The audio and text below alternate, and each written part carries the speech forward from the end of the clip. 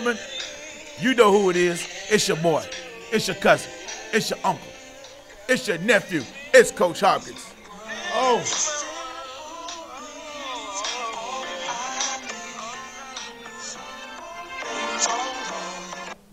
Woo! Hey, ladies and gentlemen, we're glad to have you back here. I'm here with the Miss Lovely, Miss Dalton, our assistant principal. Listen, welcome back to Statesville Middle School. Listen, let's get this party started off right. Hey, listen, can we have everyone to stand for our pledge?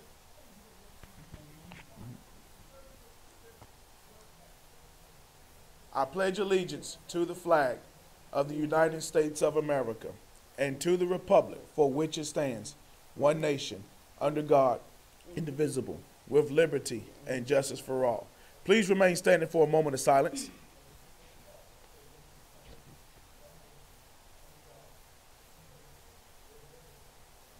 Thank you very much. You may have your seats. All right, ladies and gentlemen, I got a couple of announcements I'm just going to throw at you real quick. Get your hands hot, get your ears ready. Let's get it going, all right? First of all, we want to announce that this is the final week for volleyball, football, tryouts and workouts. Okay, so we're getting into the beginning stages of our season. As a matter of fact, our first game will be this upcoming Tuesday here. It's a home game where we host North Iredale Middle School. Okay, so we need everybody to show up and show out. Let's have a good time. Let's pack that hill out.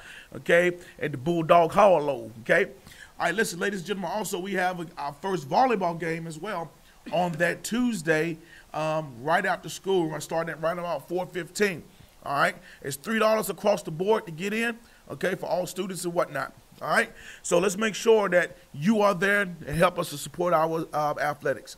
Also, volleyball, cheerleading, football players, okay, starting on tomorrow around about 5:15, we will have a parent meeting. All right, 5:15, we will have a parent meeting. I got to make sure everyone's physicals is straight up and everybody has their concussion forms is in. All right. And make sure that your tech fees and all that good stuff is taken care of, all right? So we got to take care of business, all right before we start doing gameplay, all right?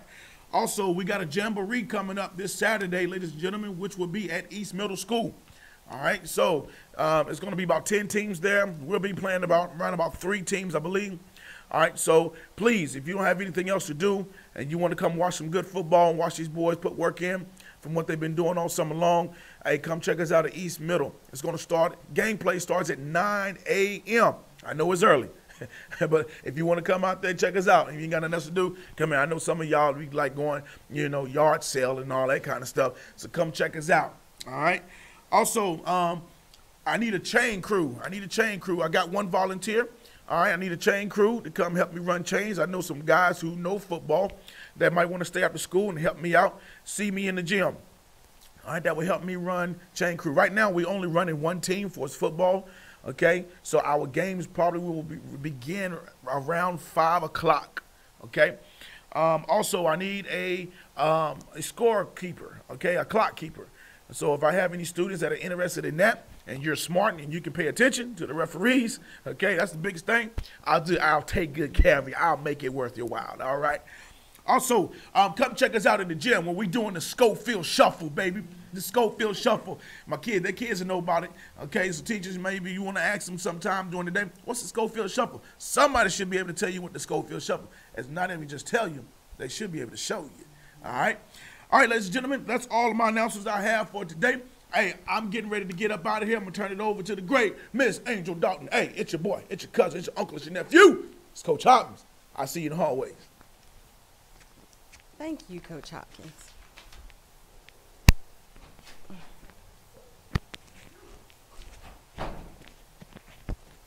Good morning, Statesville Middle. We're going to pick up in your agenda. Everyone should be on page 7, so I'll give you a minute to get there.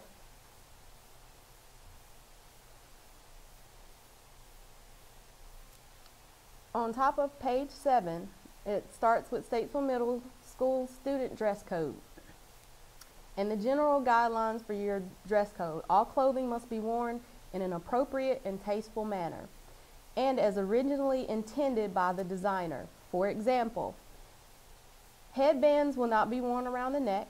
Shirts must be buttoned so chest or t-shirts are not exposed. Shoes must be fastened or tied. Clothes may not be inside out or backward and must stay up or on independently. Extremely loose / big clothes like huge 5XL t-shirts, saggy pants, or extremely tight / small clothes where your midriff bearing tops, mini skirts, short shorts, low cut blouses are not permitted. Abusive, suggestive, or profane language, symbols of illegal substances, or any other words, symbols, or slogans that disrupt the learning environment may not be worn on clothing or as jewelry. Students are required to wear shoes at all times for health and safety reasons. Okay, specifically, when we discuss hats, students should not have on hats unless it is a hat day. This includes hoods. So when you enter the building, you should remove your hood. Hoods should not be on in the gym. Hoods should not be on in the hallways or in class. Tops and shirts. Shirts must be fingertip length or shorter. No oversized shirts allowed. Shirts should not expose your stomach or torso or shoulders. So that means the cutoff t-shirts here, and it shouldn't be short enough to where you can see your stomach. Excessively tight or see-through or expose lingerie or underwear. Shirts must contain sleeves that cover your shoulder and underarm. Tank tops and spaghetti straps are not allowed. There should be no visible cleavage. Shirts must not contain any logos or graphics containing inappropriate symbols, words, anything depicting violence, tobacco, drugs, alcohol, vulgarity, demeaning to a race or gang related. As far as bottoms, in pants, shorts, skirts must be clean, no rips or tears or holes above the knee. If you have rips, tears, or holes above the knee, you should have leggings underneath. If not, we've had students to call home to get other clothing to change into. Leggings, jeggings, or tights should only be worn under a skirt or dresses or shorts that already meet the 3-inch rule. So that means if you have on leggings and you don't have on a long shirt underneath them, then that's what you would need to do to make that appropriate. Okay, shoes, no flip-flops, regardless of the sole or the decoration. No shower shoes, bedroom shoes, slippers, slides, or high heels. And sandals need to have a heel strap.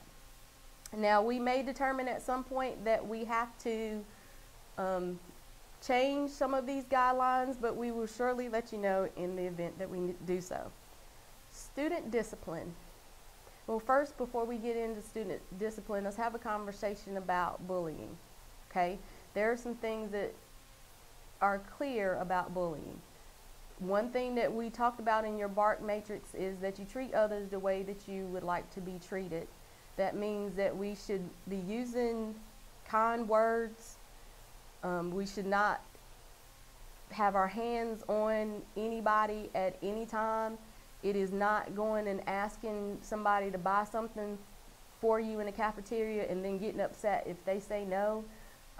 There should not be conversations where you have a group of your friends that are now talking about another person.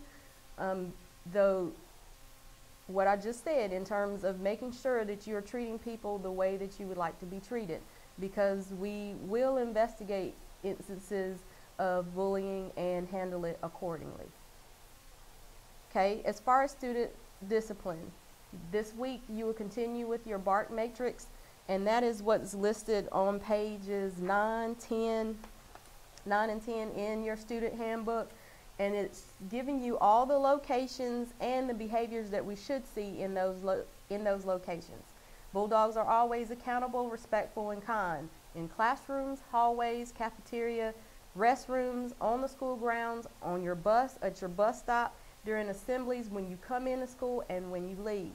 And let me say that yesterday I was walking around the hallways that when you left for dismissal, and we might be making some changes, because right now we're not handling dismissal very well, the way that Bulldogs should be. So we are going to continue on page 11 with disciplinary referrals. If there is an issue with a student, teachers will write a disciplinary referral. The biggest disciplinary referral that we have is insubordination. What does insubordination mean, Ms. Dalton? Insubordination means that you were given a direction or someone told you to do something and you did not follow that direction. That is the biggest write-up that we see in the office. Anytime an adult asks you to do something, your immediate response should be a positive response, answering yes and then complying with their request. If you are given a disciplinary notice for any reason, you will be called to the office and we'll have a discussion about the incident in question and we will handle it accordingly. Some of those consequences could be ISS or in-school suspension. Some of those consequences could be out-of-school suspension. It may be after-school detention. There is also the possibility of going to the alternative school. Next is violations of the disciplinary policy, which I just talked about in short, of some of the major offenses. Major offenses could give you up to 10 days suspension from school, and minor offenses, as I said, could be lunch detention, after school detention, ISS or OSS. Now, athletics.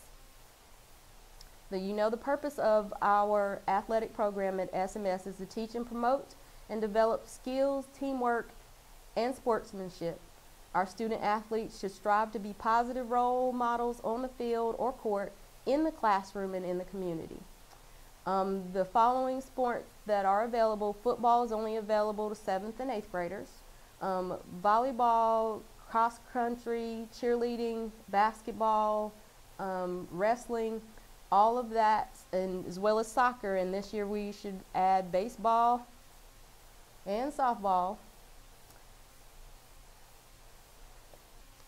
I'll get over that shortly. Okay, we're going to add baseball and softball, and that is available to 6th, 7th, and 8th graders.